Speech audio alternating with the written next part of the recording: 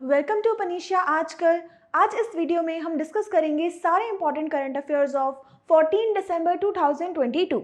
तो चलिए स्टार्ट करते हैं हमारी पहली न्यूज़ के साथ। सबसे पहले हमने डिस्कस करना है नेशनल एनर्जी कंजर्वेशन डे के बारे में, जो कि हर साल सेलिब्रेट किया जाता है ऑन द डेट 14 दिसंबर, यानी कि 14 दिसंबर को एनर्जी को बचाने के लिए एक दिन डेडिकेट किया जाता है। सबसे पहले इस दिन को अनाउंस किया गया था इन ईयर 1991 में ब्यूरो ऑफ एनर्जी एफिशिएंसी के द्वारा इस पर्टिकुलर डे को अनाउंस किया गया था और इसी दिन दिए जाते हैं national energy conservation awards for all the industries who work in the sector of energy conservation. जो भी इंडस्ट्रीज वर्क करती हैं कम से कम एनर्जी का इस्तेमाल करते हुए, साथ ही अपनी प्रोडक्शन पे भी इफेक्ट नहीं पड़ने देती इस चीज का, उन पर्टिकुलर इंडस्ट्रीज को 14 दिसंबर को सम्मानित किया जाता है इन अवार्ड्स के साथ। और 1991 से लेकर लगातार हर साल 14 दिसंबर हम सेलिब्रेट करते आ रहे हैं। इसी के साथ साथ इसी पर्टिकुलर ओकेजन पे एक किसी ऑनरेबल पर्सनालिटी को बुलाया जाता है इन अवार्ड्स को डिस्ट्रीब्यूट करने के लिए। तो यहाँ हमने बात करनी है कि 2022 में ये जो दिन है, इस दिन किसे बनाया गया है चीफ गेस्ट। तो इस पर्टिकुलर डे चीफ गेस्ट के रूप में सामने आई हैं ऑनरेबल प्रेसिडेंट ऑफ इंडिया, जिनका नाम है द्रौपदी मुर्मू। इस पर्टिकुलर डे का सेलिब्रेशन किया जा रहा है इन न्यू दिल्ली, जो कि है हमारे 32 नेशनल एनर्जी कंजर्वेशन अवार्ड्स। इसी के साथ साथ इसी पर्टिकुलर इवेंट में डिस्ट्रीब्यूट किए जाएंगे prizes for national painting competition. इसी के साथ साथ इसी पर्टिकुलर ओकेजन में डिस्ट्रीब्यूट किए जाएंगे national energy efficiency innovation awards 2022। इसी के साथ साथ लॉन्च किया जाएगा ईवी यात्रा पोर्टल। ईवी यात्रा पोर्टल एक मोबाइल एप्लीकेशन है जिसका मेन वर्क क्या है, जिसका मेन वर्क है ये आइडेंटिफाई करना कि सारे के सारे इलेक्ट्रॉनिक व्हीकल्स के लिए आसपास कहां पर आपका ईवी चार्जिंग पॉइंट अवेलेबल है।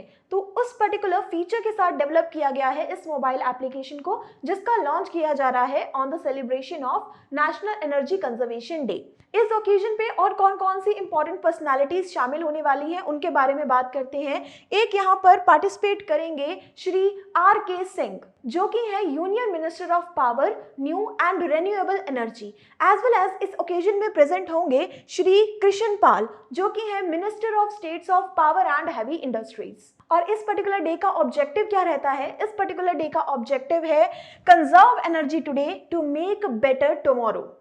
Moving on to next news. Next हमने डिस्कस करना है प्रोजेक्ट वनीकरण के बारे में, जिसे कि लॉन्च किया गया है इन स्टेट केरला। तो प्रोजेक्ट वनीकरण ये कौन सा प्रोजेक्ट है? It's a project of afforestation. इस पर्टिकुलर प्रोजेक्ट के अंडर केरला की गवर्नमेंट ने टारगेट सेट किया है कि उसे ज्यादा से ज्यादा प्लांटेशन करनी है ऑफ इनवेसिव स्पीसीज, जिसमें कि स्पेशल एम्फेसिस दिया जाएगा टू अ पर्टिकुलर स्पीस जिसका नाम है सेना स्पेक्टेबुलस। प्रोजेक्ट वनीकरण के अंदर कौन कौन से इंपॉर्टेंट प्लांटेशंस करने हैं उनके बारे में अगर बात की जाए तो फोकस दिया जाएगा for bamboo trees as well as fruit plants. Fruit plants में आ जाते हैं जैसे कि jamun plants as well as gooseberry plants. इसी के साथ साथ ध्यान दिया जाएगा फॉर रेन वाटर हार्वेस्टिंग। इस पर्टिकुलर प्रोजेक्ट को लॉन्च किया गया है बाय गवर्नमेंट ऑफ केरला। ये जो प्रोजेक्ट है प्रोजेक्ट वनीकरण, इसे एग्जीक्यूट कहाँ किया जाएगा? तो प्रोजेक्ट वनीकरण को एग्जीक्यूट करने के लिए जो एरिया डिसाइड हुआ है that is of approx 30 hectares which covers under the area of Sultan Bathery forest range of Wayanad wild life sanctuary. Wayanad wild life sanctuary जो कि पार्ट है नीलगिरी बायोस्फीयर रिजर्व का, उस पर्टिकुलर सेंचुरी के 30 हेक्टर के एरिया को सेलेक्ट किया गया है टू इम्प्लीमेंट दिस प्रोजेक्ट वनीकरण। It is also stated by the officials that about 7,000 bamboo seedlings as well as 12,000 sapling of fruit plants are supplied under the project वनीकरण। और इसके लिए जो टारगेट सेट किया गया है that is of working days 2,756। Moving on to next news. Next हमने discuss करना है Japan first ever lunar mission launch के बारे में। जापान ने अपना first ever commercial moon lander launch किया है। इसके बारे में हम डिस्कस करते हैं that this particular space aircraft is startup by Japanese I space inc, जिसके द्वारा बनाया गया ये एयरक्राफ्ट लॉन्च किया गया है which is its own private lander M1। Name है जिसका private lander M1 which is the launch under the mission of Hakuto R mission. Hakuto R mission के अंडर इस पर्टिकुलर मून लैंडर को launch किया गया है बाय जापान। और ये जो मून लैंडर है इसे लॉन्च किया गया है by SpaceX Falcon F rocket. तो इस पर्टिकुलर रॉकेट की हेल्प से मून लैंडर को लॉन्च किया गया है to the moon. Hakuto R mission के बारे में अगर डिस्कस किया जाए तो ये जो वर्ड है हकुटू, इसका मीनिंग होता है व्हाइट रैबिट। व्हाइट रैबिट के नाम पर इस मिशन का नाम रखा गया है हकुटू आर मिशन, जिस मिशन के अंडर जापान ने अपना फर्स्ट कमर्शियल लूनर मिशन को लॉन्च किया है। इस पर्टिकुलर मून लैंडर के अंदर 2 रोवर्स को इंस्टॉल किया गया है विच इज एक्सपेक्टेड कि ये मून के विजिबल पार्ट तक पहुंच जाएंगे till the year 2023। It is expected कि अगर सक्सेसफुली ये लैंड हो जाता है तो अप्रैल 2023 तक ये हमें नजर आना शुरू हो जाएगा। इसी के साथ साथ इस पर्टिकुलर मून लैंडर को बहुत ही अलग तरीके से डिजाइन किया गया है ताकि कम से कम फ्यूल ये कंज्यूम करे और ज्यादा से ज्यादा मनी को सेव करते हुए इसमें ज्यादा स्पेस छोड़ी गई है for the section of cargo के लिए ज्यादा स्पेस को अवेलेबल करवाया गया है। इस पर्टिकुलर मून लैंडर को लॉन्च कहां से किया गया है तो इसका वेन्यू रहा Cape Canaveral of Florida. Moving on to next news. Next हमने डिस्कस करना है न्यू जज of supreme court, highest court of India. Supreme court के नए जज के रूप में जिन्हें अपॉइंट किया गया है उनका नाम है जस्टिस दीपांकर दत्ता। जस्टिस दीपांकर दत्ता को अपॉइंट किया गया है एज अ जज of supreme court.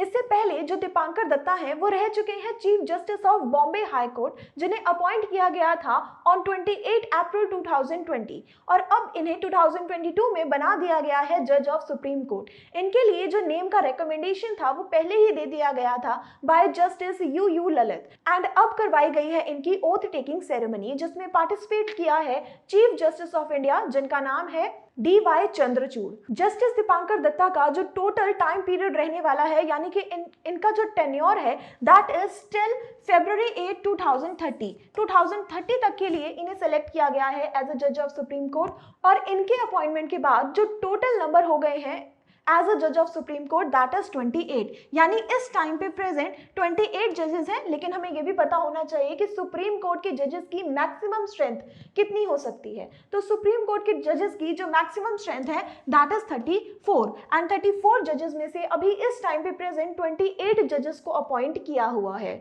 Moving on to next news. Next हमने डिस्कस करना है आम आदमी पार्टी के बारे में जो कि डिक्लेयर हो गई है as a 9th national party of India.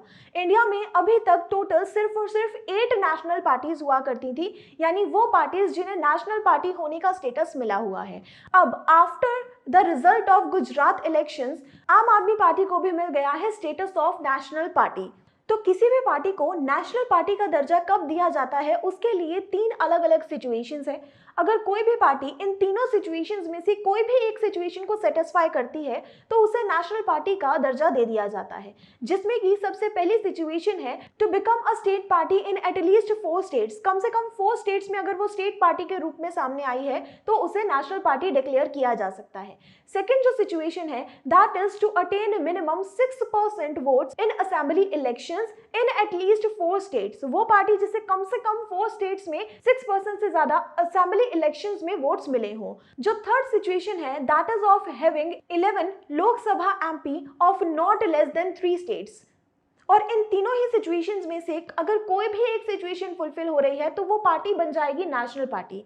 Recently जैसे हम जानते हैं कि Aam Aadmi Party is a ruling party in union territory Delhi as well as in Punjab. ये 2 स्टेट्स में ऑलरेडी आम आदमी पार्टी की ही सरकार है। इसके अलावा अगर बात की जाए तो जो लास्ट गोवा इलेक्शंस हुए थे उसमें आम आदमी पार्टी को मिला था 6.3% वोट शेयर और अभी रिसेंटली जो गुजरात इलेक्शंस हुए हैं उसमें आम आदमी पार्टी को मिला है 12.9% वोट शेयर और इस पर्टिकुलर इलेक्शन के बाद आम आदमी पार्टी को मिल गया है status of national party of India.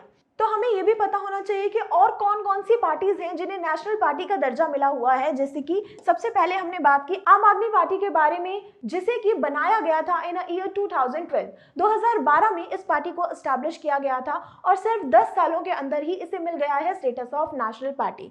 इसके बाद बाकी की सारी जैसे कि all India Trinamool Congress, Bahujan Samaj party, Bharatiya Janata party जो कि इस टाइम पे है रूलिंग पार्टी ऑफ इंडिया, इसके बाद communist party of India, again communist party of India, next है इंडियन नेशनल कांग्रेस जो कि है इनमें से सबसे पुरानी and oldest party of India जिसे कि एस्टैब्लिश किया गया था इन ईयर 1885। नेक्स्ट है हमारे पास Nationalist Congress Party and last one is National People's Party. तो ये है वो 9 पार्टीज जिन्हें मिला है status of national party. Moving on to next news, next हमने डिस्कस करना है हिमालयन स्पीसीज के बारे में, जिसमें से 3 हिमालयन स्पीसीज को रखा गया है in a category of IUCN red list. IUCN के द्वारा जो एक रेड लिस्ट जारी की जाती है, जिसमें उन सारे स्पीसीज को रखा जाता है जो कि आगे आने वाले समय में बहुत जल्दी खत्म होती जा रही हैं, जिसके अंदर मेन 3 कैटेगरीज में डिवाइड किया जाता है और उन्हीं कैटेगरीज में डिवाइड किया गया है 3 हिमालयन स्पीसीज के बारे में, जिनमें से सबसे पहला नाम है हमारे पास मियोट्रोपस पैलेटा, जिसे कि रखा गया है ना कैटेगरी ऑफ क्रिटिकली एंडेंजर्ड, यानी कि बहुत तेजी से खत्म होने वाली स्पीस में गिना जा रहा है इस पर्टिकुलर प्लांट को। ये पर्टिकुलर प्लांट मिलता है in a area of Uttarakhand, जिसका सबसे ज्यादा जो इस्तेमाल किया जाता है that is as a agent of antioxidant के रूप में इसका इस्तेमाल किया जाता है, which is mainly used by pharmaceutical companies. Next second number पे जो स्पीस है जिसका नाम है